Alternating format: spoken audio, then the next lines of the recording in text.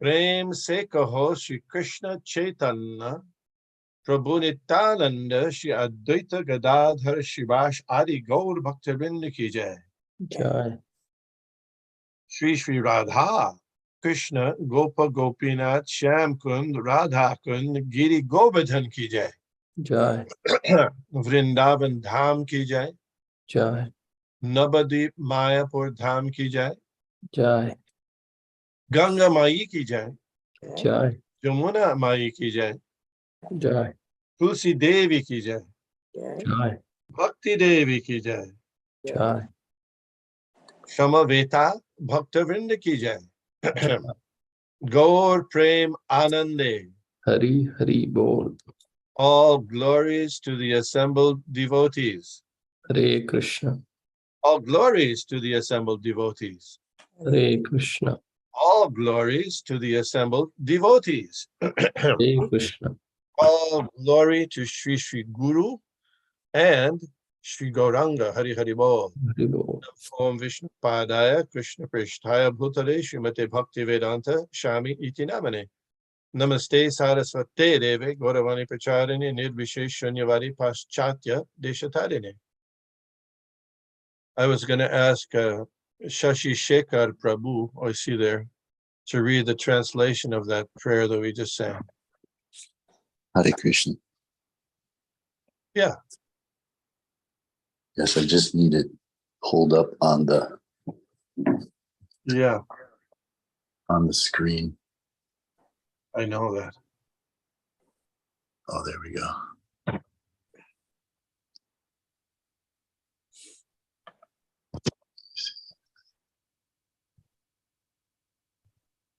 Okay.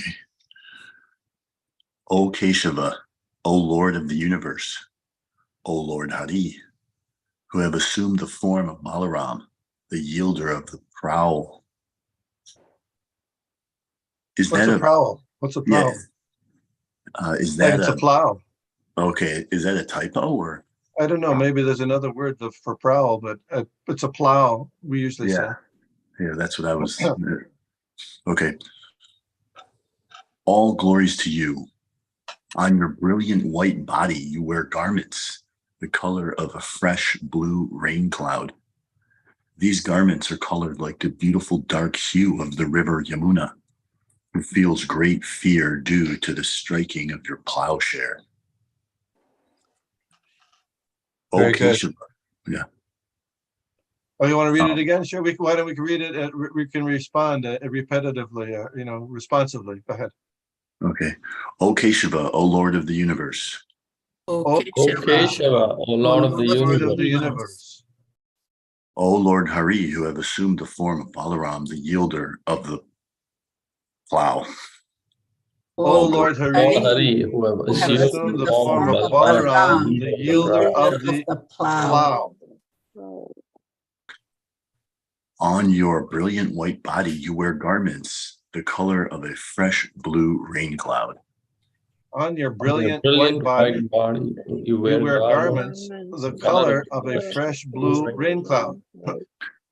These garments are colored like the beautiful dark hue of the river Jamuna. These garments are colored like the beautiful dark hue of the river Jamuna. Who feels great fear due to the striking of your plowshare. Who feels great fear due to the striking of your plowshare. Thank you very much. Hare Krishna. I'll give a homework today that we can all learn this one verse of the Dashavatara Stotram.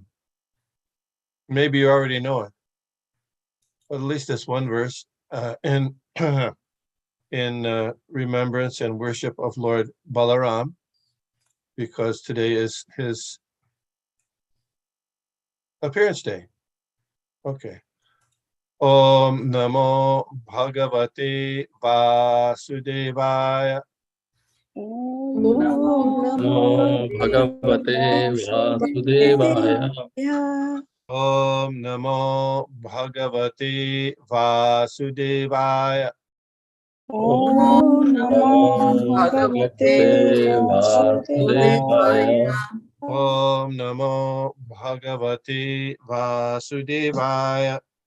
Om Namo Bhagavate Vasudevaya. This is Lord Balaram's appearance day. So usually we read and study the Chaitanya Charitamrita, but because in observance of Lord Balaram's, you call it Jayanti? Yeah. Yeah. So I thought we would read and discuss some of the activities of Lord Balaram from the Krishna book. We could start with chapter 86 of the Krishna book.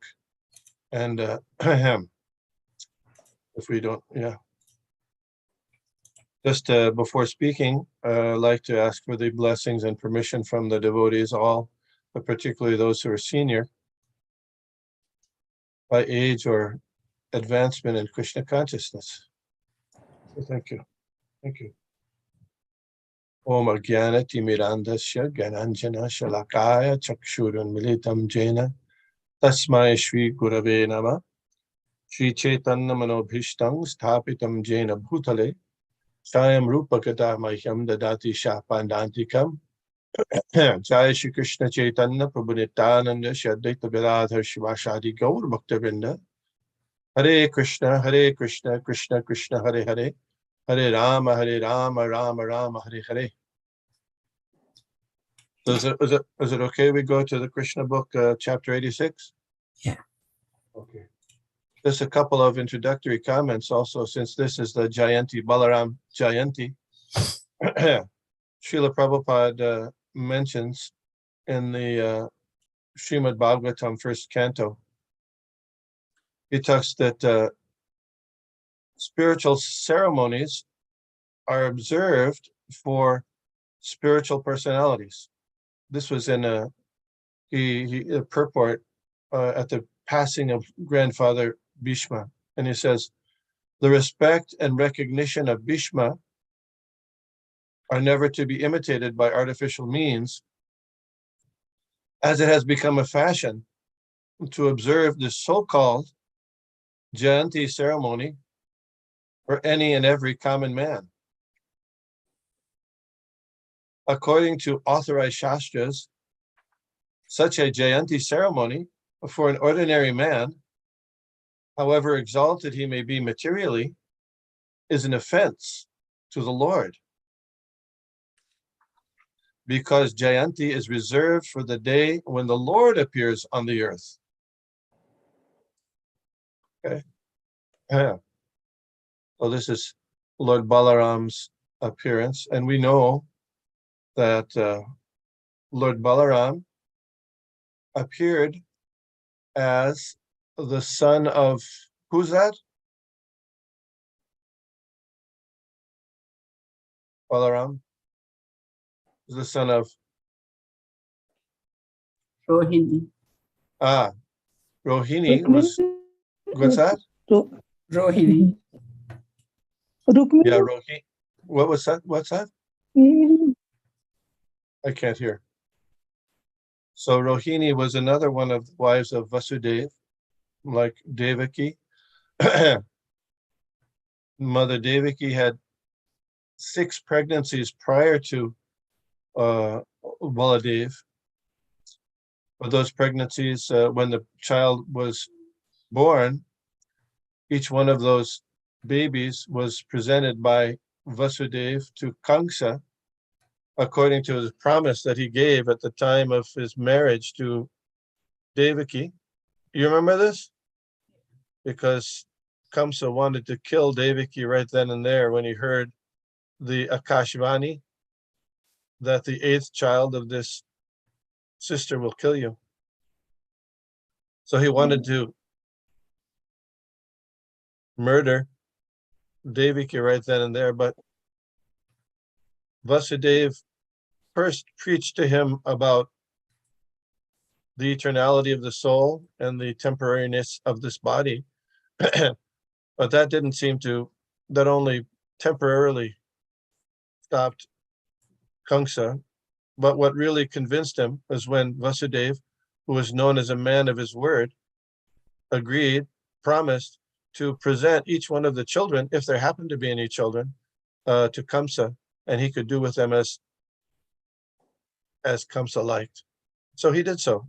So those first six sons of Mother Devaki were presented to Kamsa, and he brutally murdered each one. Later, Lord Krishna brought them back to life and presented them to Mother Devaki on her request.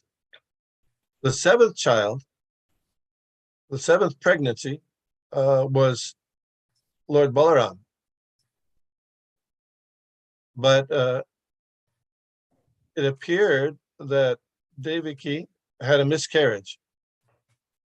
But actually, that pregnancy was transferred from the womb of Mother Devaki to the womb of Rohini, who was staying with Nanda Maharaj in Vrindavan.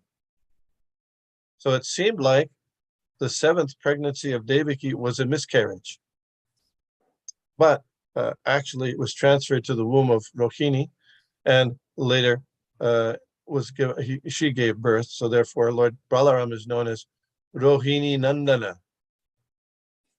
And sometime later, after the birth of Lord Krishna as well, Gargamuni, the priest of the Yadu dynasty, the family priest, came, and he did the name-giving ceremonies, did all the rites for the birth rites and the name-giving ceremony for Lord Krishna and Lord Balaram.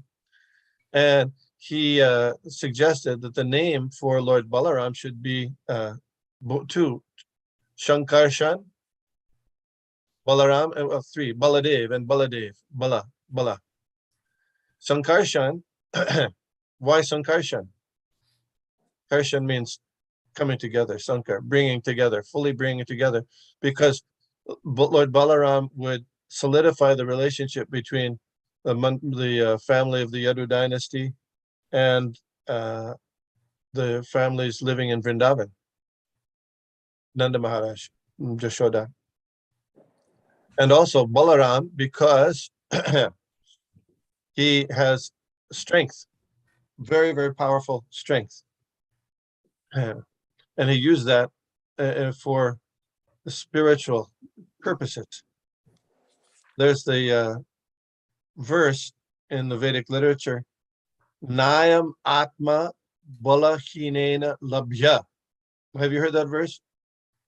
It means you cannot understand or realize, have self-realization without the help of Baladev. Nayam Atma Balahinena Labhya.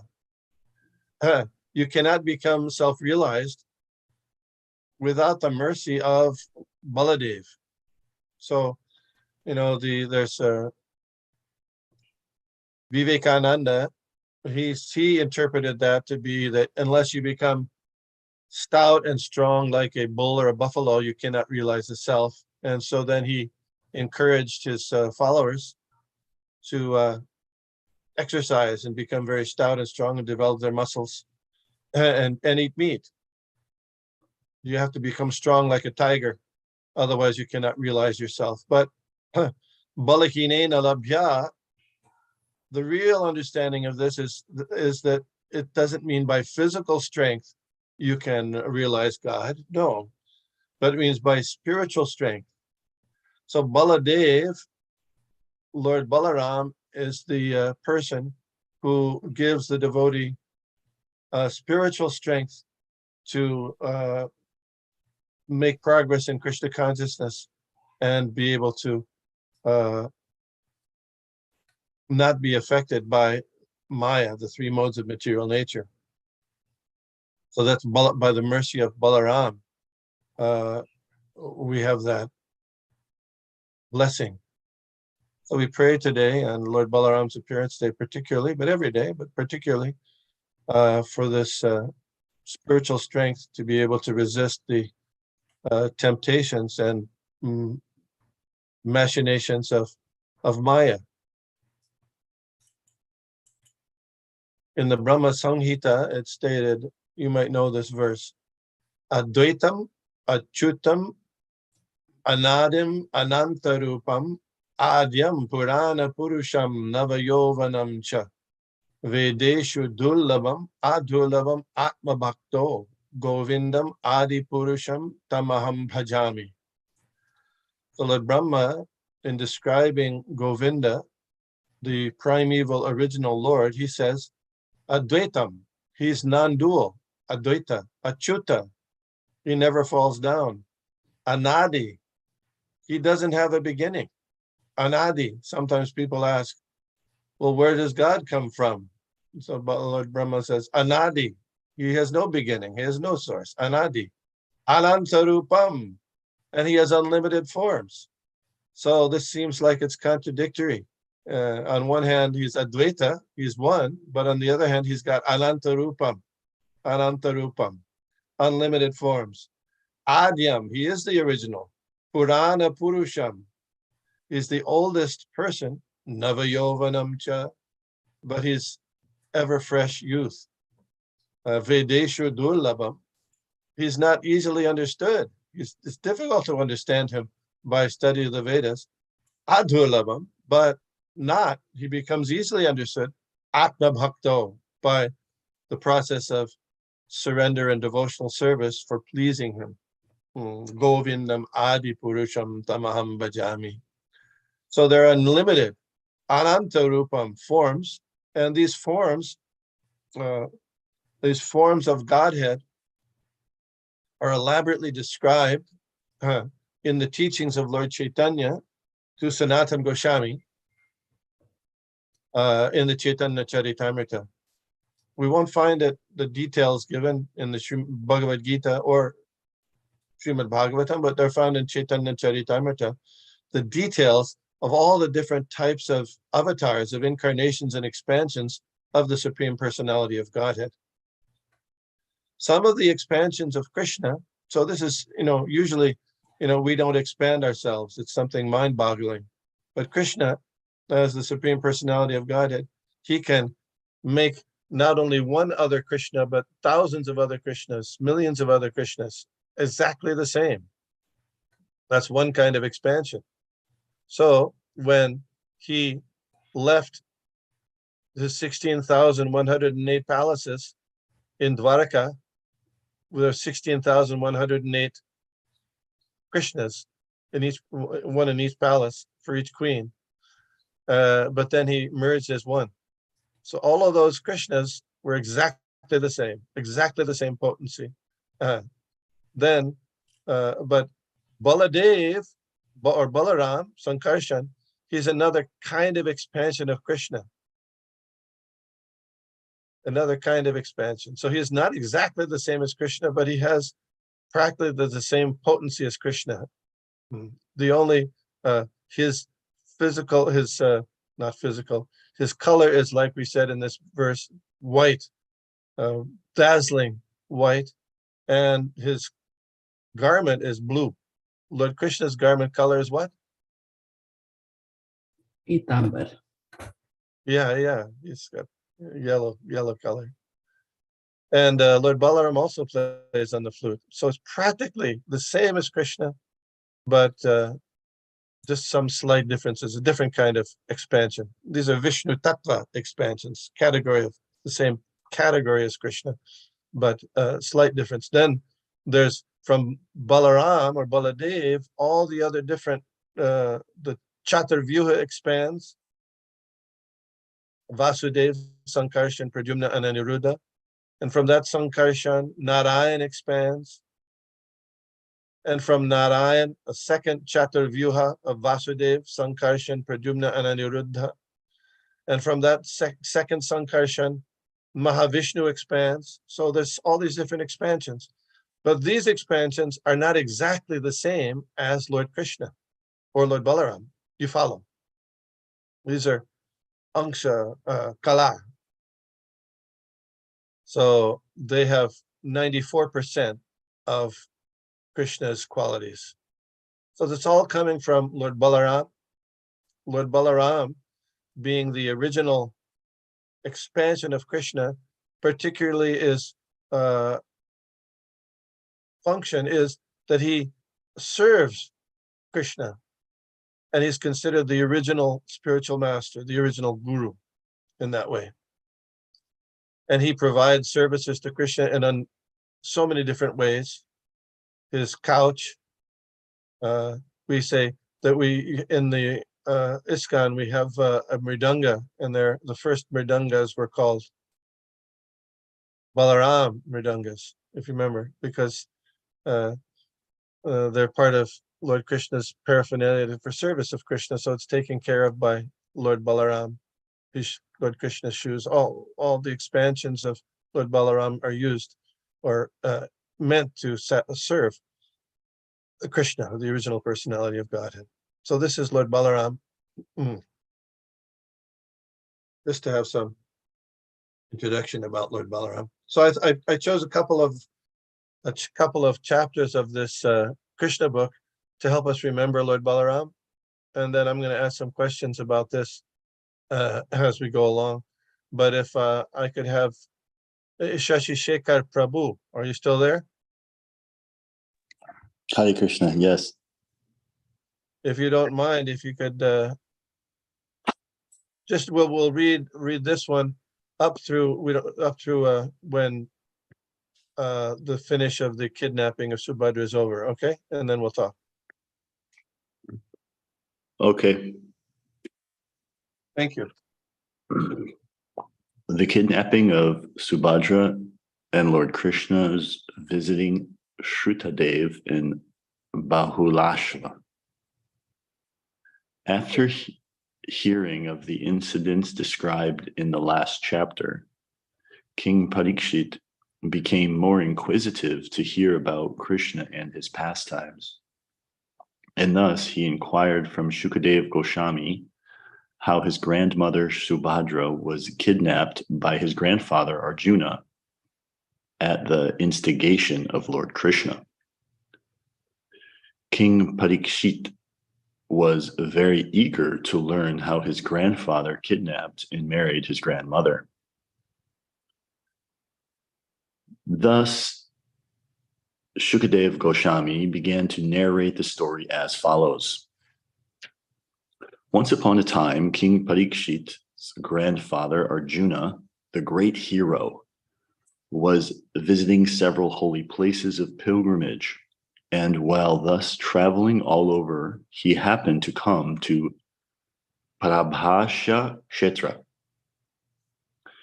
In Prabhasha Kshetra, he heard the news that Lord Balaram was negotiating the marriage of Subhadra, the daughter of Arjuna's maternal uncle, Vasudeva.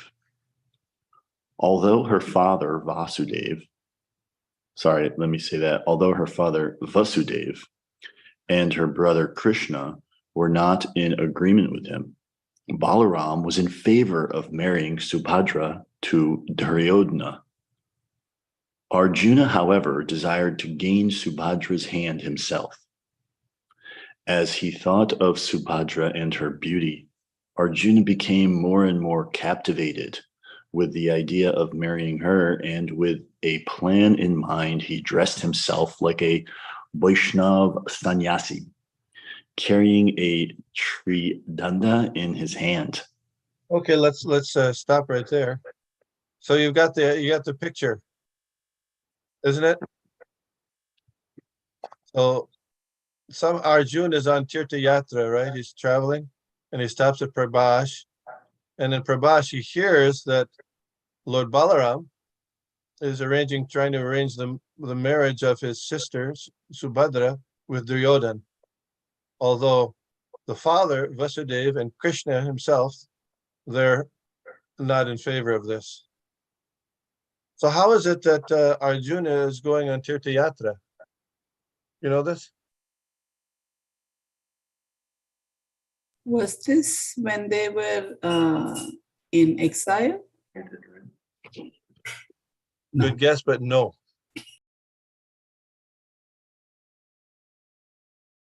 So this occurred while the Pandavas were ruling in Indraprastha. After they married Draupadi, Narad Muni came to caution them he gave a story about how there were two demons who were practically invincible by the benedictions of Lord Brahma. But they were able to be defeated when both of them wanted to get the attention and love or lust of a woman. So they were practically inseparable. They were brothers. These two demons were brothers, but they fought over this woman, and so they were able to be vanquished. So he said, be very careful about that. You have this common wife, Draupadi. She's got, all five of all her husbands. This is very unusual. So to avoid any conflict between the brothers, they agreed that Draupadi would stay with each of the Pandavas for a year, 1 year after another. Does that make sense? And Prananath, you were going to say something. No, Prabhuji. Yes. Okay. So then, and they also made a pact that if Draupadi was with one of the husbands in her bedchamber or in the private areas, and if anybody interrupted them, then they would have to voluntarily go on pilgrimage. Sometimes it said 1 year, sometimes it said more than 1 year. Anyway, so what happened was there was a Brahmin who had something stolen from him. So he approached Arjuna and said, come on, what kind of Kshatriya are you? Or you got to catch these thieves. So Arjuna happened to have left his weapons in the bedchambers where Yudhishthira and Draupadi were somehow. So he didn't know what to do. He was conflicted, but he thought, well, going on Tirtha Yatra is a good thing. And if I'm not able to do the service for the Brahmin, then the good name of the Pandavas will be reduced. So he said, better I make this offense and then go on pilgrimage. So he interrupted Draupadi and Yudhishthira and got his weapons and then captured the thieves and punished them and gave the Brahmin his property back. But then he said, well, it was our agreement that anybody who interrupts, they have to go on pilgrimage for a certain period of time. Yudhishthira said, no, there was no offense on your part. It was for a good purpose. But Arjuna said, no, well, you can't just change the agreement. So he went on pilgrimage there, and then he went northeast, and he went to the Ganges River. Then he married Ulupi. Then he married Chitran, and he went to Manipur. Then he came around all the way. He went to South India, and then to now Prabhasha Kshetra is, where that is? It's not far from Dwaraka.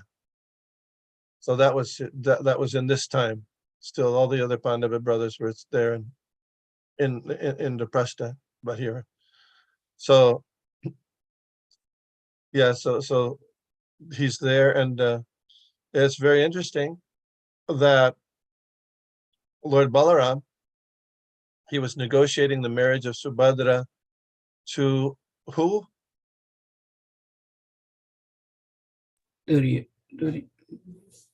Duryodhan, right? Duryodhan. And now think about that. This was after the House of Lac, right? This was after. So that means that it was well known that Duryodhan had tried to arrange the murder of the 5 Pandavas and their mother. You know that. It was well known. But still, Lord Balaram is trying to arrange this marriage between his favorite sister, Subhadra, and Duryodhan. Okay. And now Lord Arjuna is coming there in the dress. He's dressing as a sannyasi for this purpose. This isn't one of the things that is recommended to follow the example of Arjuna in this case. So if you want to have a beautiful wife, it's not a good idea to dress as a sannyasi, and you can get that's not something the acharyas are recommending. But in this case, Arjuna is a kshatriya, and sometimes it says that all is fair in love and war. Yeah, they go together, war and love. Anyway, so he was using this as a ruse for getting an opportunity to get close to Subhadra.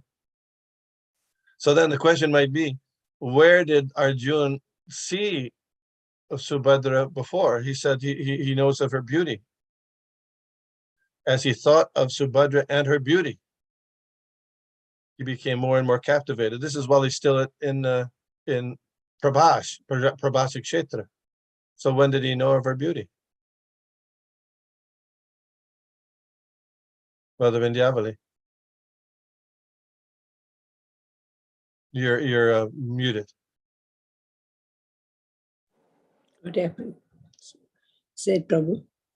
I said, how does Arjuna know of her beauty? And these are questions we can ask, questions that can be asked. You know, Rukmini, she had never met Krishna face to face, but she had heard of his wonderful qualities and his attractiveness. And so just by hearing from Nad and Muni, she became attracted. But this is a different situation. Arjuna was, anyway. So the possibilities are there. When Rukmini and Krishna, Lord Krishna got married, after Lord Krishna kidnapped Rukmini from her marriage ceremony, they had a marriage ceremony with Krishna, and Rukmini got married. And at that at that wedding ceremony, the Pandavas were there. And you would assume also that Subhadra must have been there. Perhaps she was a young girl, but still, but that's not mentioned specifically in this place. So somehow or other, Arjuna knew of the beauty of Subhadra because it's mentioned here. Okay, Shashi Shekhar Prabhu, continue. Prabhu, I have a question. Mother Vindyavali has a question. No, but next prayer I know that was saying that he is those Tridandis and sannyasi with one danda and Tridandis. Yeah, that'll be said. So he was actually carrying a Tridanda in his hand, Arjuna, yeah. But Tridanda means like he has that body, mind, and words. Yeah. Personality of his with his body, mind, and words. But that kind of a person, how he was doing, I don't know how to tell you. Sir, some Tridandi Swamis, Tridandi Goswamis, and he is like that, and he went and he went with the Tridandi. So what's the question? Is that fair? Is it what? Is it fair if he is Tridandi with all those things? We'll read on, and we'll see. We'll see how it works. Come on. Shashi Shekhar Prabhu, come on. Sorry. The Mayavadi sannyasis take one danda or one rod, where Vaishnav sannyasis take 3 dandas or 3 rods.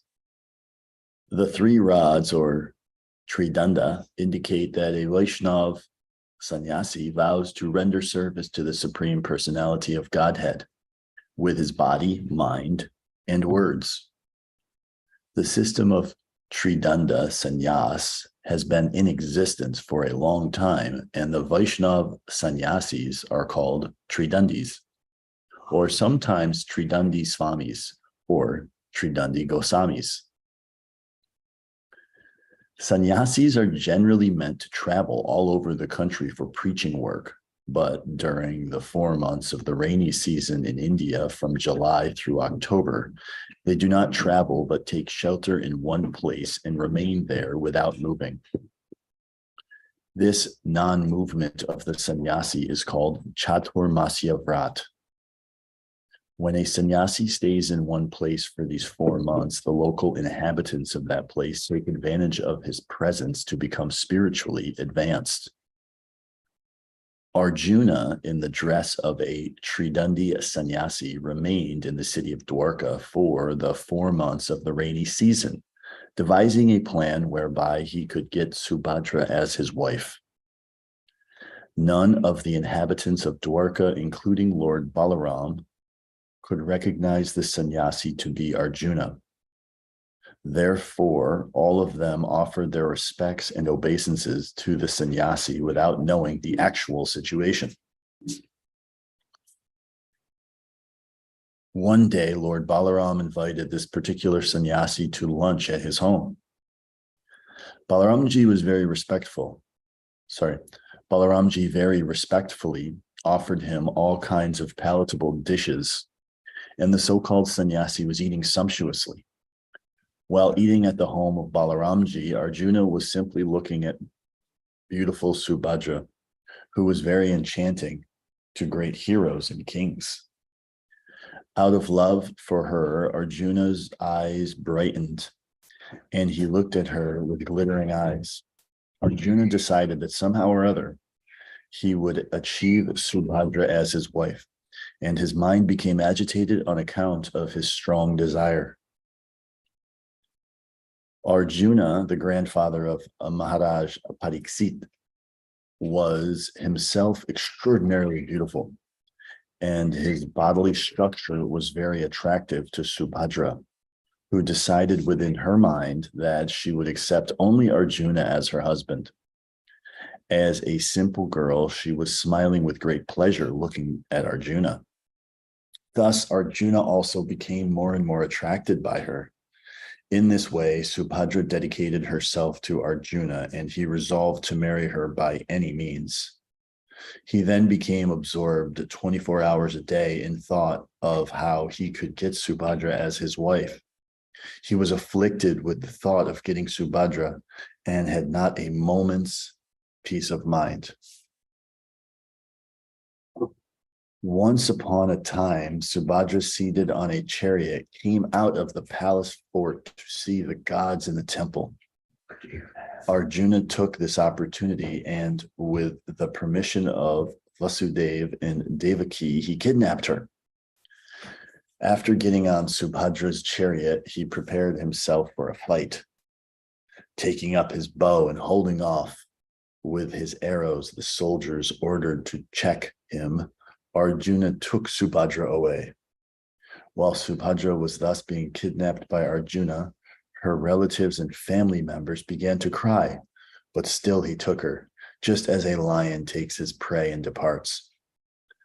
When it was disclosed to Lord Balaram that the so-called sannyasi was Arjuna, who had planned such a device simply to take away Subhadra, and that he had actually taken her, he became very angry.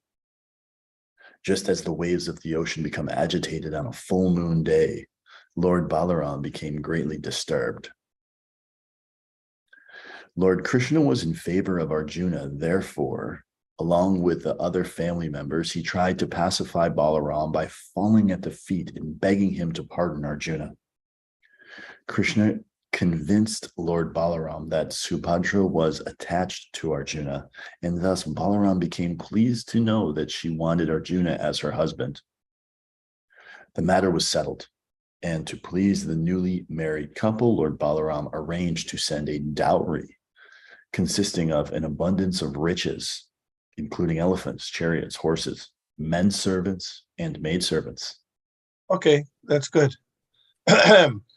Any questions or comments or observations about this this pastime of Lord Krishna, Lord Balaram, Arjuna, and Subhadra? This is Subhadra Maharani, who is there with Krishna and Balaram on the altar. Same Subhadra Maharani, the favorite sister of Krishna and Balaram.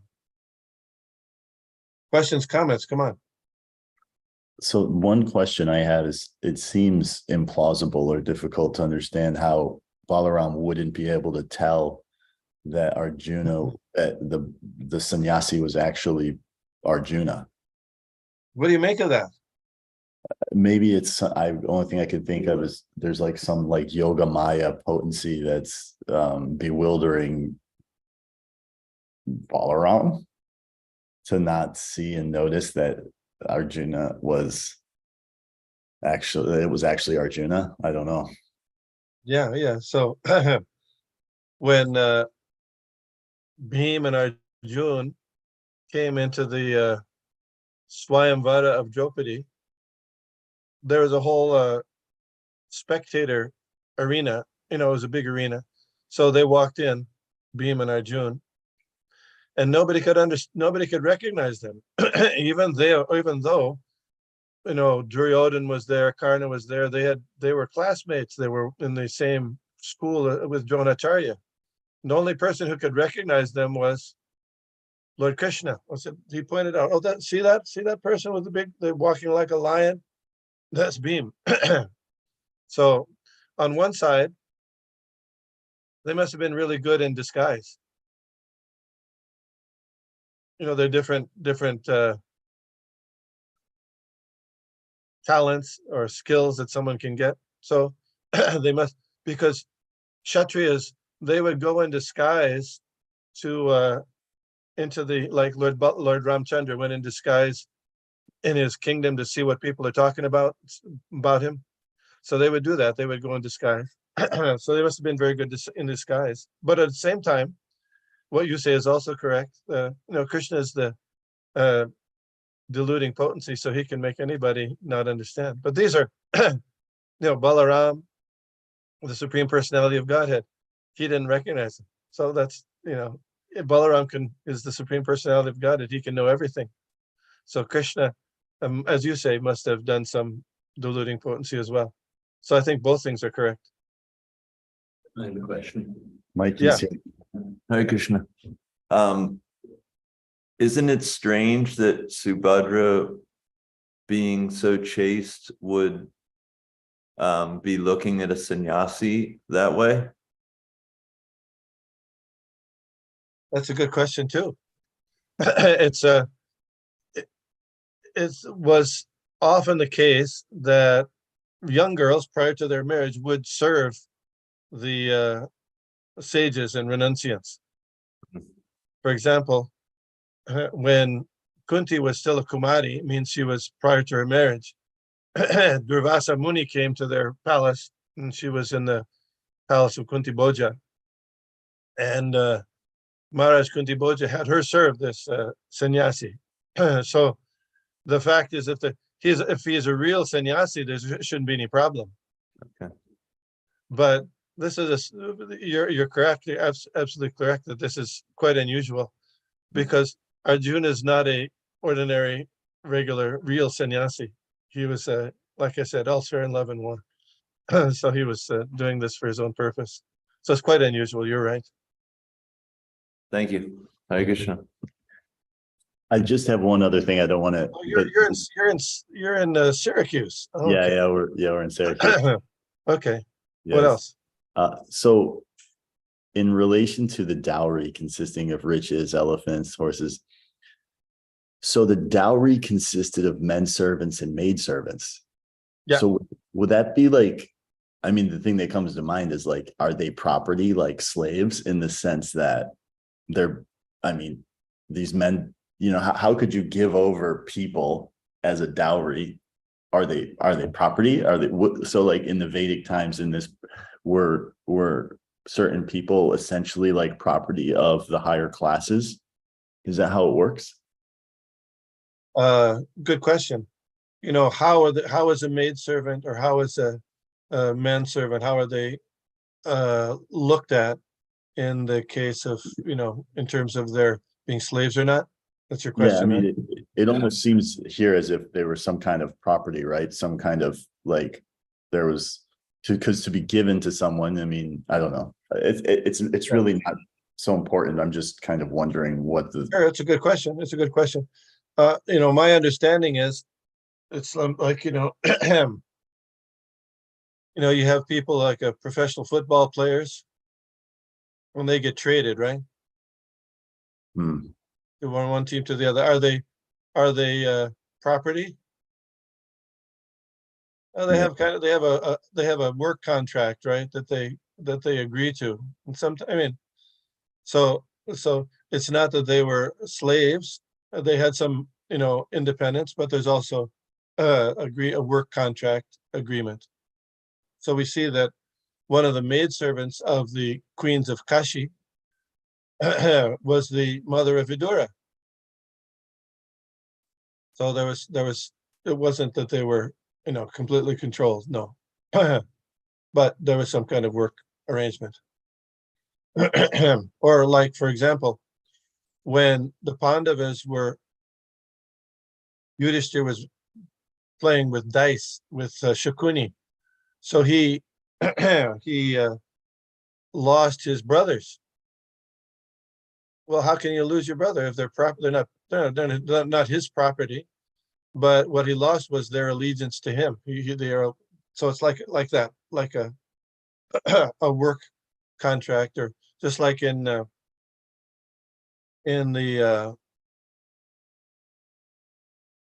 world of finance, there's debt obligations, and so you can sell a debt, trade a debt. So there's this obligations that are used, can be moved between people, but it's not that they're slaves. That's my understanding, if that makes any sense. Yes, thank you. So then my question for you is, how is it that, which is today's Lord Balaram's appearance day, how is it that Lord Balaram is trying to arrange the wedding of his dear sister with a attempted murderer?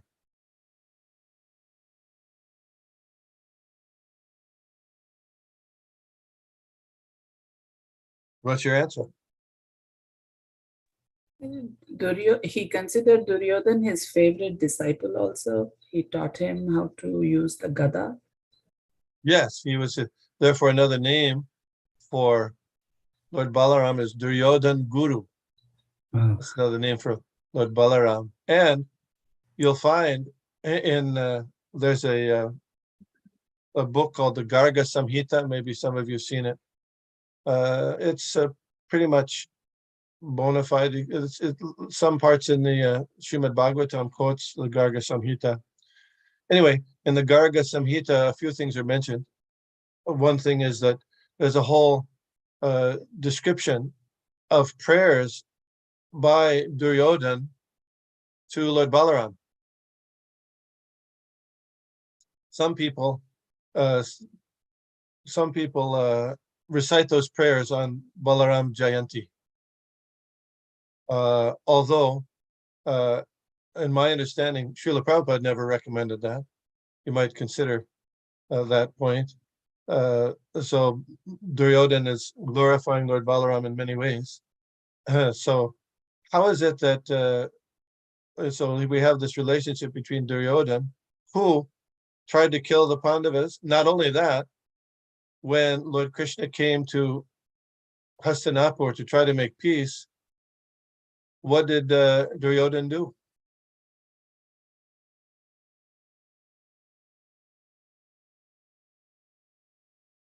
He tried to kidnap him, tie him up. Yeah, and then Krishna showed his universal form. And so Duryodhan thought, this is just a small time, this is some magical jugglery. Yeah, so he wasn't, he gave some superficial respect to Krishna, but he tried to kidnap him and take him away. So even though he might be very apparently respectful to Lord Balaram. So what do you make of all that? What do you make of this? Hare Krishna. Yes, Bhakta Bab. Didn't Balaram stay pretty neutral? Like, he didn't take any sides, right? So he still had good relationships with both Duryodhana and the Pandavas, right? Yes. So, I mean, that could play into it too, where he never, I guess, had that emotional attachment, and maybe he's looking at it more from a neutral perspective, like, hey, this is what we have to do what we have to do. I might not like it, but I've stayed neutral. I'm not emotionally invested, and it's just something I need to do. I don't know. I'm just kind of spitballing here. Yeah, I know. This you know what this is called? This is called philosophical speculation. And there's mental speculation where you just try to figure things out without any relationship to scriptures. But this is philosophical speculation, means we try to get to see things that are scripturally related and relate them to commentaries by acharyas or other persons. So one could say, oh, yes, Lord Balaram was trying to be neutral, but then one could say the counter argument to that would be, well, why would Lord Balaram be neutral? Wasn't it a fact that the Kauravas tried to murder the Pandavas? They usurped their throne. They cheated them out of their rightful. Isn't that? I mean, that's the whole point of the Bhagavad Gita. So one could say, why is Balaram neutral? You understand? Does that make sense, Lord Bhaktabab? It does, yes. Yeah. So I mean, go ahead. I was gonna say, I don't know. Sometimes it could be like countries in war too, where they play both sides because it benefits them. Like they provide weapons and money to both sides, even though they say, well, I'm staying neutral. I'm not getting involved in a war, but it's like you kind of are, because you're funding both sides. Yeah. Like a lot of these big banks do that during war. Yeah, but we're accepting Lord Balaram as the Supreme Personality of Godhead, who's all good and all knowing. So yeah, so anyway, I True, and I hope that didn't seem oh no, these are, I mean, when we that's one of the reasons I wanted to have this discussion, because Lord Balaram, we're to appreciate him, his position and his relationships with Lord Krishna and Lord Krishna's devotees. It's important to think about these things in a different way, and to come up with ideas about what that is. Okay, Mother Sita. Hare Krishna. So I don't know the reference to this, but I remember hearing something about Lord Balaram enjoying he has the rasa of opposition. Is that something, or is that not true? Well, I never read that. It could be. That's a good point. If we could find something about that. Ultimately, we find here in this pastime that Lord Krishna, pacifies Lord Balaram and offers his respects to his obeisances, which is very interesting, because Lord Balaram is his older brother. In other avatars, like in the Ramchandra avatar, Lakshman is his younger brother, but in this one, he's his older brother. Here's so I don't know of any particular reference that says that what you just said. It certainly might be there. If you could find it, it'd be great. It'd really be great to do that. Yes, this is Krishna Village, Krishna Kirtan Prabhu. Hare Krishna. So nice to thank you so much for bringing this up, helping us remember Lord Balaram's bewildering activities. Yes. Transcendental activities. I heard Bhakta Bob, today's Balaram Jayanti, so he was favoring Lord Balaram. I know that. Yes. So it's interesting. So all one of the very, very difficult tattva is Balaram to understand, and on the other hand, Balaram is Krishna.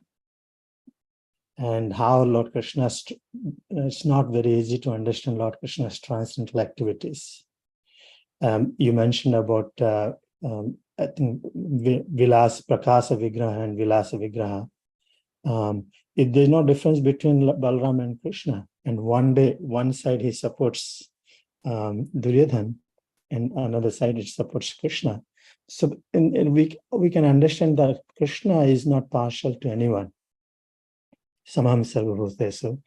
in all circumstances, in the dualities of this material world, we get carried away because of the dualities.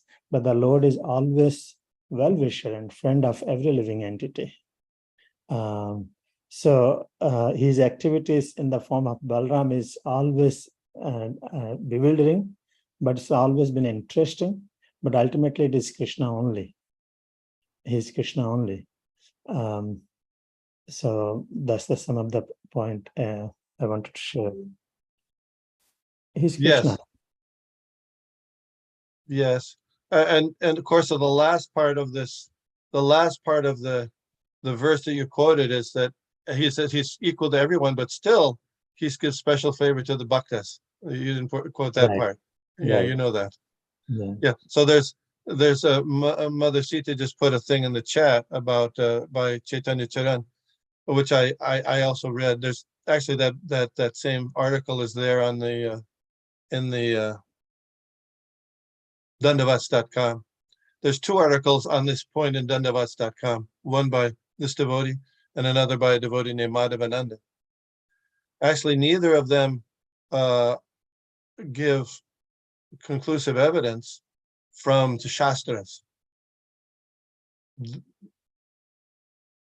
When Lord Chaitanya took sannyas,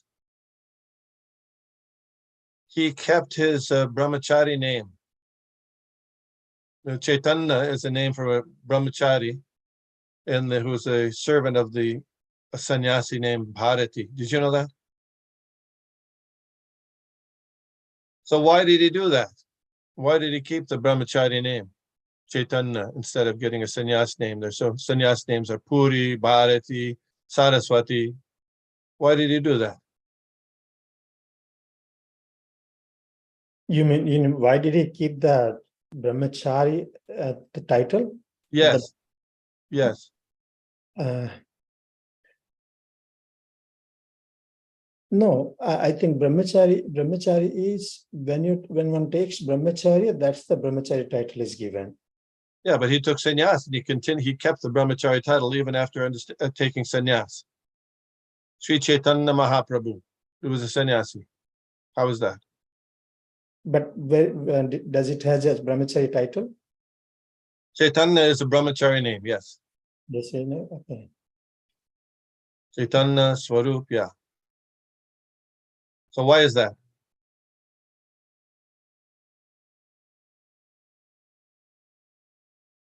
So Srila Prabhupada comments on that. It's very interesting. Srila Prabhupada comments that none of the acharyas in the line of Lord Chaitanya commented on the reason.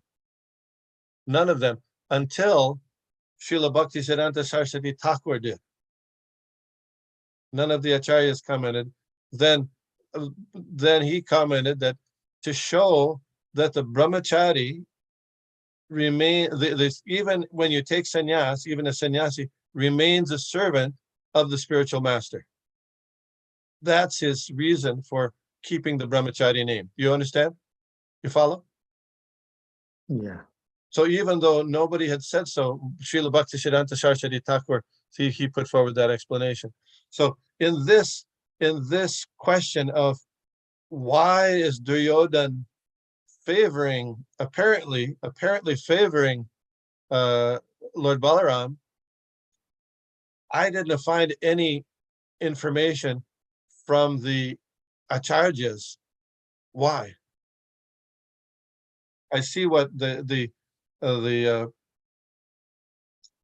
quote from Chaitanya Charan Prabhu, and there's also another article by Madhavananda which makes some points, but neither of them are quoting from the acharyas. So in such a case, what do we do?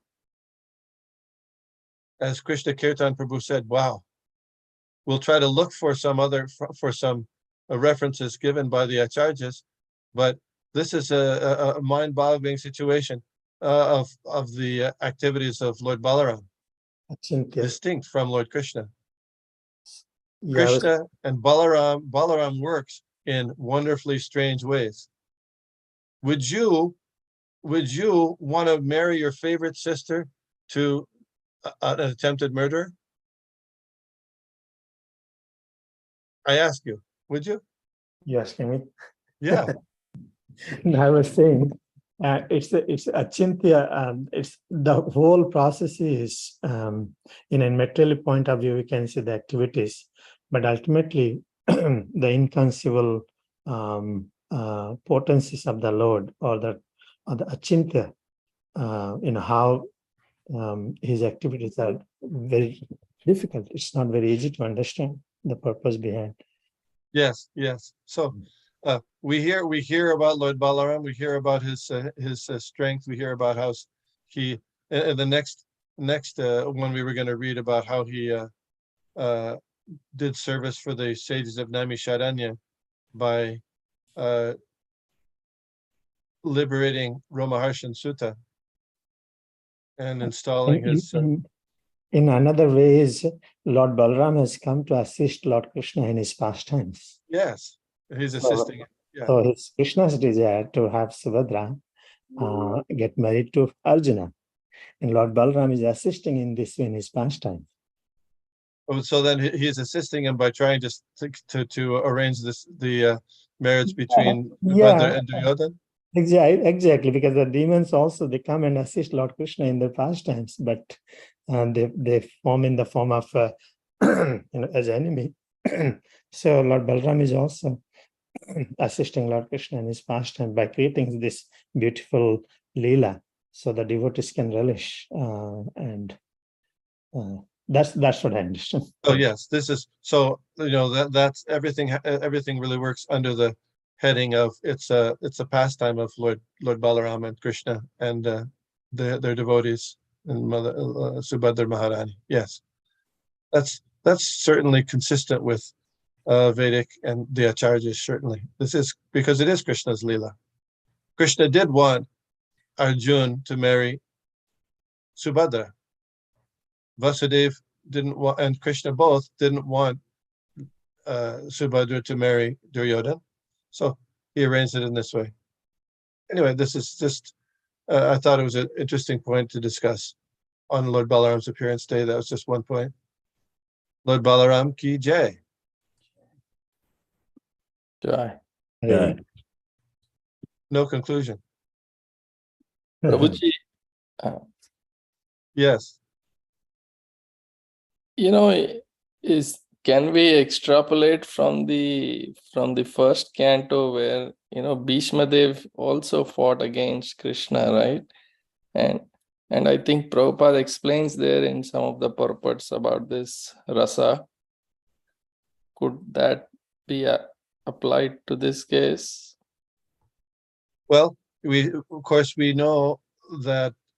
You mean that Balaram is in the same kind of rasa as Bhishma Dev, you're thinking? No. I mean, you asked how can Balaram get his sister married to a murderer, right? So how attempted murder anyway. Yeah, attempt, yeah. And how can a pure devotee fight against Krishna? So yes, that was his rasa, Bhishma Dev's chivalrous. He was a servant of Krishna, but has also had that extra part of chivalry in terms of that. Yeah. So is that Balaram's rasa with Krishna? I've never read that. No. Saying so, could it be a different type of rasa is what you were asking for a reference. So I was thinking, could it be another type of rasa there? Yeah, those are certainly the possibilities. But I don't find any specific reference. So there are things that we're not going to come to a conclusion about, right? Unless we can find the actual direction from previous acharyas. And if we can look, like Mother Sita gave us this article from Desire Tree, in which the devotee says, well, he kind of, as was said, Balaram does that just to spice up the situation, to kind of, if everybody just did what Krishna says, then it's kind of boring. But now he kind of, just like in comedy, you have a straight man and a funny man, and you have somebody a foil against whom Krishna's activities are being displayed. Well, that's certainly a possibility. It's reasonable, but the unfortunate part about that is that we don't find that said by the acharyas. We don't. So it could be that way, but I don't know. I can't say. Madhavananda, who wrote another article on this very point, he was saying that, Duryodhan, like Ravana, Ravan, he gave wonderful prayers to Lord Shiva, isn't it? And Hiranyakashipu gave wonderful prayers to Lord Brahma. If you look at those prayers, you think, wow, this is a really advanced person. But in his heart of hearts, he really wasn't surrendering to Lord Brahma, or in the case of Hiranyakashipu, or Lord Shiva in case of Ravana. He had his own agenda, which was to be in control, to enjoy separately from them and not be a servant. So even though there was this apparent surrender of Lord Balaram by Duryodhan, he kept his separate agenda of killing the Pandavas there in his heart. So we don't. So he says that appreciation of Lord Balaram of Duryodhan was only a superficial thing. Okay, it makes sense. It's reasonable, but we don't find it specifically stated by any of the acharyas. So we have to be just cautious about that. You'll sometimes find in Chaitanya Charitamrita, as we're reading, that Srila Prabhupada in purports will say, well, some say this is the place of the birth of Madhvacharya, and some say it's over here. You know that? You've seen that several places in Chaitanya Charitamrita. Well, different people have different opinions. We don't have a conclusive opinion in this case, so we can only marvel at Lord Balaram's unusual and wonderful activities in this Leela of Lord Krishna and his servants. Does that make sense? Or is it all confusing? Yes. All right. I thought this was an interesting. So, and just because I said I don't know of any acharyas who've made statements about this, favorability of Lord Balaram to Duryodhan, that doesn't mean there aren't any. I'm just not aware of it. I don't know. I don't know of any. I've read those two articles, one here that was put in, one also, and there's another one on Dandavats.com. But unfortunately, neither of them really give evidence from the acharyas. So it remains inconclusive. Hare Krishna, Prabhu. Hari Bol. Thank you for the nice session on Balaram's appearance day. Prabhuji, if we refer to the story where Lord Balaram went to, this happened during the wedding ceremony of Lakshmana and Sambh, and Duryodhan and all, and Lakshmana, she is the daughter of Duryodhan, and Yes. they all not kidnapped, sorry, it's not the right word. They all try to protect Lakshmana, and they just try to attack Sambh. At that point of time, Lord Balaram went there, and he received all the respects from Duryodhan and other Kauravas. But when he was convincing Duryodhan that, this now you should let it go, the marriage of Samba and Lakshmana, then at that point, it is written in Krishna book or Bhagavatam that Duryodhan and other Kauravas insulted Balaram, and they were not agreeing to his point, and that's why Balaram ji had to they pull all the Hastinapur into the river. So I mean, that shows that Duryodhan's respects to Balaram, it was just superficial. That story, I was just thinking of that reference. That's what I wanted to say, Prabhu. Yes, it's a good example. Thank you. That was what we chanted that prayer, the Dasavatar Stotra. Hale hati biti milita jamanabam. So even though the Kauravas, they showed some superficial respect, at least some of them anyway. Bhishma was also there. They showed some superficial respect. In reality, they were they angered Lord Balaram. And finally, they surrendered when he pulled the Jamuna toward them. Thank you. Hare Krishna. Jai Shri Balarami Ji Ki Jai. Yeah. Vancha kalpatarubhyascha kripa sindhubhyev cha patitanam pavanebhyo vaishnavebhyo namo namaha. Hare Krishna. Thank you very Thank much. Lord. First class.